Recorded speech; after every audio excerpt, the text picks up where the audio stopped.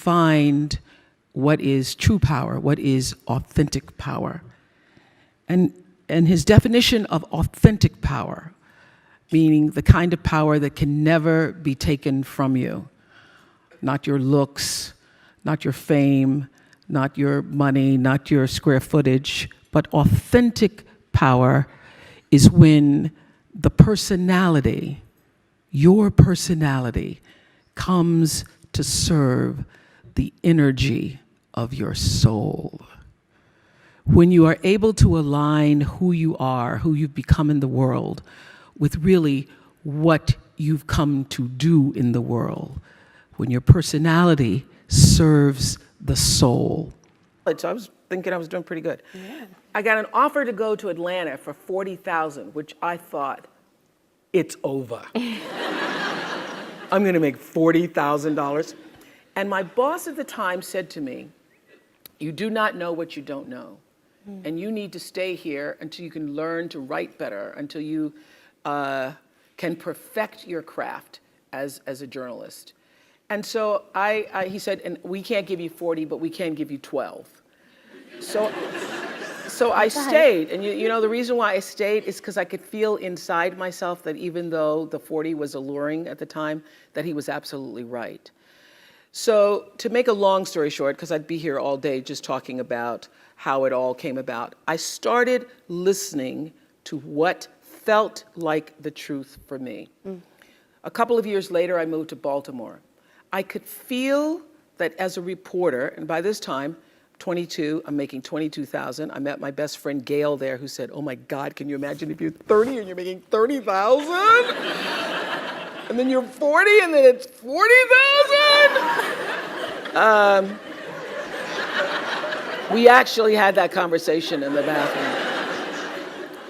So I started to feel that reporting wasn't for me. But I had my father, I had my friends, everybody was saying, oh my God, you're an anchor woman, you're on TV, I mean, you can't give up that job. Right. And by the time I was making 25, my father goes, well, you just hit the jackpot, you're not gonna make no more money than that, that's just it.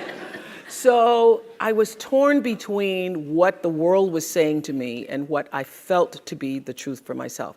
It felt like an unnatural act for me reporting, although I knew that to a lot of people it was glamorous. And I started to just inside myself think, what do I really want to do, what I really want to do. And I will say this, knowing what you don't want to do is the best possible place to be if you don't know what to do. Because knowing what you don't want to do leads you to figure out what is it you really do want to do. So I worked on the disease to please a lot. And as you've heard me say, that in 1989, I had a really big breakthrough with that, reading Gary Zukav's book on intention. So I started literally living an intentional life where I don't make any decisions unless I think about what is my true, pure motivation for doing it, because I do recognize the law of cause and effect that says the intention informs even the cause, so that before you have an action, there is a reason for you taking that action. And the reason for the action is what's going to actually show up in your life on the other end.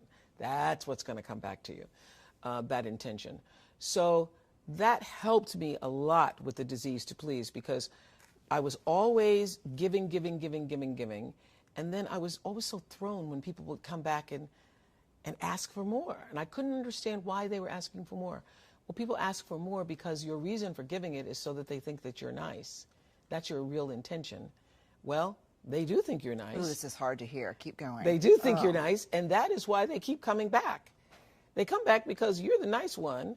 You're going to say yes when even you mean no. So you're the person I'm going to call to go pick up my kids when I can't or don't want to, because you're going to say yes even if you don't want to do it. So that's why people keep coming back, when your intention is not really clear. So that took a lot of fear away from me. But at least for me, a clarity of intention helped me live a more fearless life. They put me on a talk show to try to avoid having to pay me the contract out. And the moment I sat on the talk show, interviewing the Carvel ice cream man and his multiple flavors, I knew that I had found home for myself.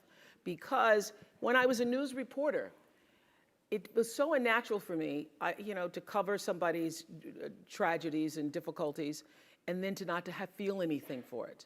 And I would go back after a fire, and I would take them blankets, and then I would get a note from my boss saying, "What the hell are you doing? Right. You're just supposed to report." Can't be that it. empathetic. You cannot be that empathetic, and it felt unnatural for me. So if I were to put it in business terms, or to leave you with the message, that the truth is, I have from the very beginning listened to my instinct. All of my best decisions in life have come because I was attuned to what really felt like the next right move for me. And so it didn't feel right. I knew that I wouldn't be there forever. I never even learned the streets in Baltimore because I thought, I was there longer than I thought. I was there 8 years. I should have learned the street. But I kept saying to myself, I'm not going to be here long. I'm not going to be here. I'm not going to be here, so I'm not going to learn the streets.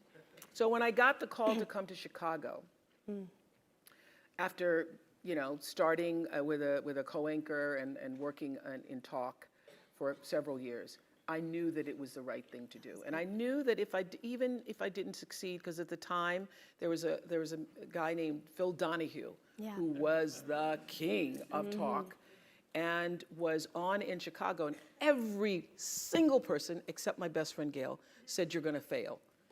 Every single person when I left, my bosses by this time thought I was terrific and said, you're walking into a landmine, you're going to fail. Chicago's a racist city, you're black, you're not going to make it. Everything to keep me staying. They then offered me a car and an apartment and all this stuff. And I said, no, if I fail, then I will find out what is the next thing for me, what is the next true thing for me. Cannot live a brave life without disappointing some people. Okay. But those people who get disappointed, it's really okay. Yeah. Because the people who really care for you, the people who are rooting for your rise, will not be disappointed. The only people who are disappointed are people who have their own agenda. Yeah. And their agenda is not aligned with your agenda. And that's how I make myself brave. I say, well, the people who really care about you, who want you, who are rooting for your rise, those people who are rooting for your rise, they're going to be okay when you say no. In the room, still walk in, only woman in the room, and there's a room full of white men, usually older. Thrills me, just thrills me. I just love it. Usually the only black person in the room. Also, never really concerned me because I don't look at people through color. I didn't get to be where I am and who I am by looking at the color of people's skin. I really, literally took Martin Luther King at his word and understand that the content of a person's character and refuse to let anybody else do that to me. So I love it, just love it. And there's a wonderful phrase by Maya Angelou from a poem that she wrote called To Our Grandmothers, that she says, when I come as one, but I stand as 10,000. So when I walk into a room, and particularly before I have something really challenging to do, or I'm going to be in a circumstance where I feel I'm going to be, up against some difficulties, I will literally sit and I will call on that 10,000. I will call on the ancestors. I will call on those people who've come before me. I will call on the women who forged a path that I might be able to sit in the room with all of those white men and love it so much. I call on that because I know that my being where I am, and first of all, being who I am and where I am, didn't come just out of myself, that I come from a heritage. And so I own that, and I step into that room, not just as myself, but I bring all of that energy with me. So it has never been an issue for me, except when I was, I think, 23, still working in Baltimore. I'd gone to my boss and said, that the guy who was working with me, my co-host on the People Are Talking show, was making more money than I. And we were co-hosts. So I went to my boss and I said, this is in 1970, so I was older than 23. It was 1979, 80. And I said, I just would like to, you know how intimidating it is to go to the boss in the first place. But I'm going to go and I'm going to stand up for myself. And I said, Richard's making more money than I am, and I don't think that's fair because we're doing the same job. We sit in the same show. We did the same.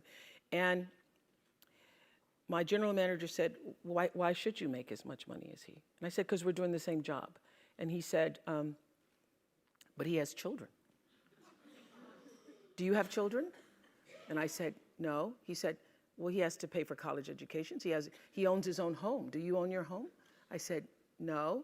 He said, he has a mortgage to pay. He has insurance. Do you have that? No. So tell me, why do you need the same amount of money? And I said, thank you for your time. And I left. I left. I didn't complain about it. I didn't file a suit about it. I knew that in that moment, it was time for me to go. And that I started the process for myself of preparing myself for, you will not be here long. You are not going to be able to get what you need. I had a boss at the time who was African American and had just been, for the first time, made an assistant news director and was drunk with power, and felt it I think he woke up in the morning thinking of things he could do to harass me. I decided not to file a suit against it because I knew at the time I would lose, that no good would come of it, that I would be blackballed in television, that it would turn into a major thing, and I knew I didn't have long to stay there. I had a vision for what the future was, even though I couldn't place exactly where my future would be. I knew who held the future, because I am really guided by a force that's bigger than myself. I know that my being here on the planet is not just of my own making. So you use that as momentum to just leave, cut your losses, and go? No, I filed it away. I go, there will come a time. It's gonna come back. Yeah, you were right. I think you were right. I will be sitting in the same room, and it happened, like in the late 90s, I had the Oprah show, and I ran into that guy. Lord Jesus, thank you. Well, first of all, I never read any comments Okay. that are coming from negative people. If I start to read something and Just shut her down. shut it down, I will not take that in. So how do you open to feedback that is helpful? Are there people you go to, or how do you do that? I have a kitchen cabinet, and Okay. I've had a kitchen cabinet since, the beginning of my career. Different people have been in that kitchen cabinet over the years, but there are a few people who are my resource, who I know are going to tell me the truth. Stedman is going to tell me the truth, no matter what. Hard or even hard truth? Oh, please. Okay. The harder, the truther. The harder, the truther. I got it. Okay. Bob Greene, my friend. Oh, my gosh. Brutal sometimes. Okay.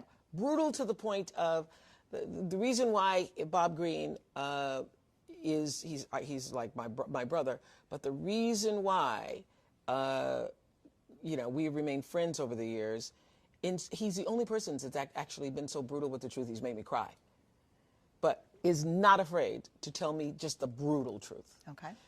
I have Bob Greene, I have Stedman, I have Gail, who are going to tell me the truth no matter what.